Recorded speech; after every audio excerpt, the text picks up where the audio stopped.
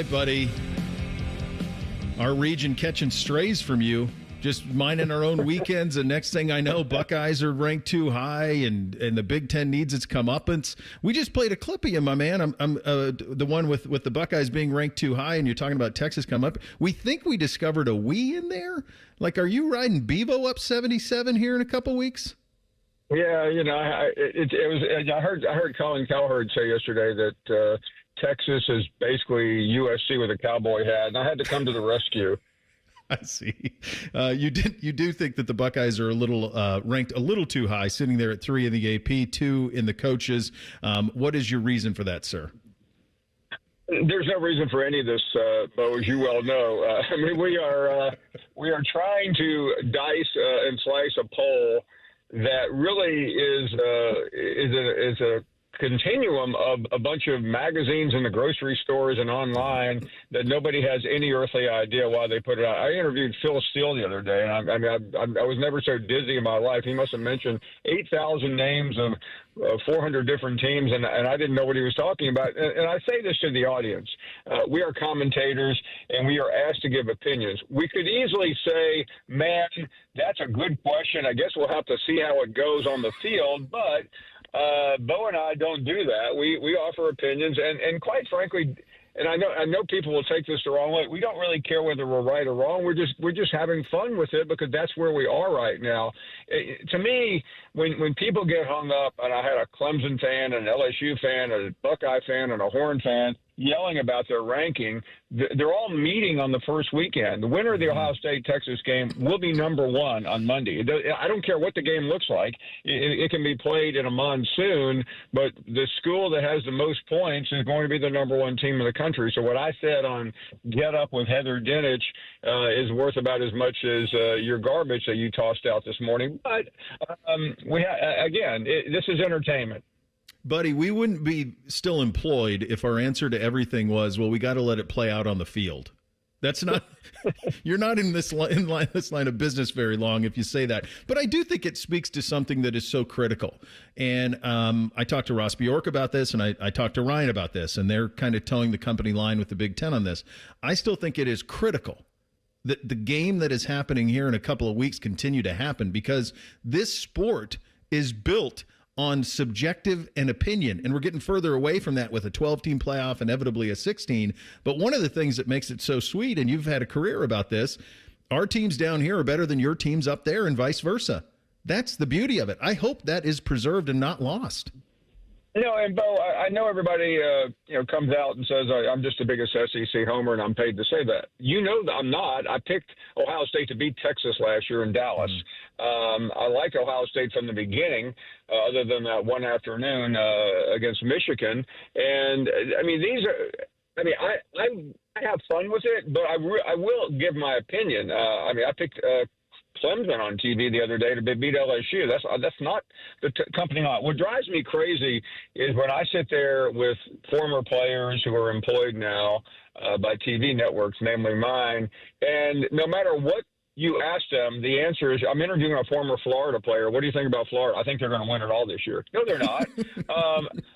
You have to have fun with it. You have to have a balance. Yeah, I know where I work. When I walk in the building, it says the SEC Network. But that just means that you can have fun with the opinions and we're better than you. I did write a book 11 years ago saying my conference can beat your conference. And thanks to a lot of Buckeye fans, it became a New York Times bestseller.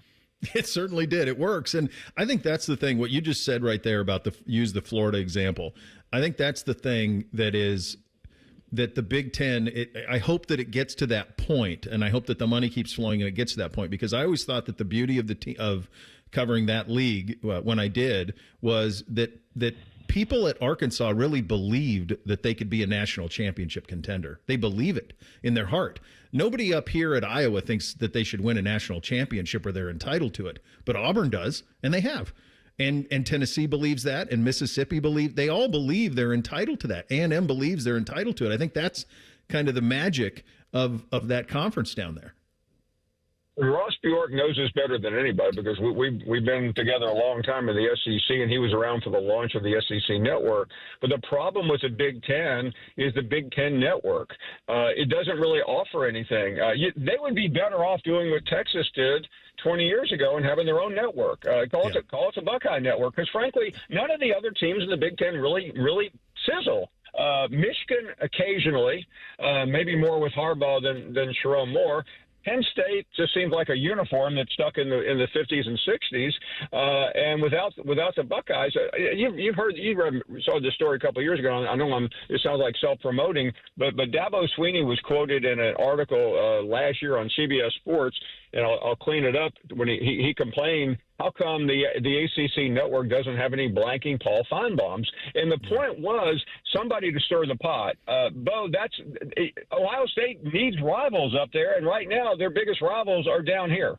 Well, and that's why I do the show I do, because to me, I'm more interested in what Texas is doing than I am what Purdue's doing, because that's the true competitor here. And that's the thing that's always been interesting with Ohio State is they really operate the way that a lot of the teams down there do. And I think Oregon's getting there. I think Oregon's getting to the point where they're operating like that. I don't know if USC ever will, again, if they'll ever get to that point. They needed Nebraska to be able to do it. But the one thing that did happen here over the last couple of years is you have the last two national champions coming from teams up here. And I do think that the NIL component, there's some big money up in this part of the country, and they just need a couple of more of these programs to kind of go with it. That's why you brought up Penn State. To me, I look at Penn State and I go, God, if you can't win it now, they kept all those kids, they had their NIL, they went into the portal. This feels like all of the pressure that was on Ohio State a year ago is now at the feet of James Franklin at Penn State, is kind of my view of that operation. It is, and the easiest thing for me or anyone to say is that James Franklin can't win the big one. Well, there's only one way to change that narrative. But you're right, and ultimately, narratives get formulated at the highest level. And if we see another year, and if Penn State does it, there will be a reckoning. And there are a lot of reasons why the SEC has not won the last 2 years. Part of it is Georgia. Georgia absolutely choked away an SEC championship game against Alabama that Alabama had no business winning. Alabama should have lost the week before against Auburn. It came down to a 4th and 32. Only Hugh Freeze, the Auburn coach, decided to rush two people on the biggest play of his career. And so a lot of reasons for that. Last year, the Buckeyes would have beaten anybody. I don't care who was. Georgia can claim all the things that they want to claim, but they would not have beaten the Buckeyes. And quite frankly, the year that Ohio State lost to Georgia, I thought Ohio State looked like a better team that night in Atlanta too. So it's just some of it's luck. You guys know that. Urban should have won 2 more championships as well. Yeah, certainly. One newsworthy piece this week was the Johnny Mateer story at Oklahoma. What did you make of that? I know Oklahoma's a tough schedule. I like their roster. I liked him a lot at Washington State. I like them maybe being a bit of a sleeper. But that was a noteworthy thing this week. What did you make of that story and the way Oklahoma and Mateer handled it? I think they got away with it because it's a little hard to pin that. In some ways, I give him credit for if that's really what he was putting on his Venmo.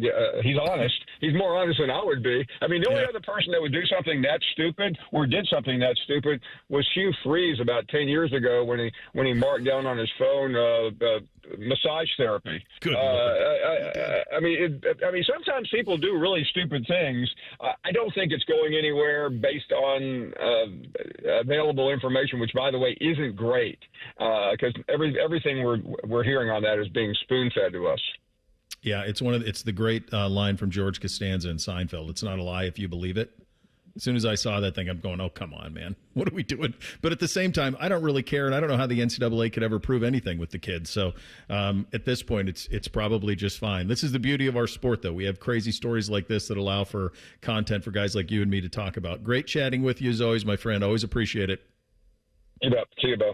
All right, there he goes. Paul Finebaum, ESPN.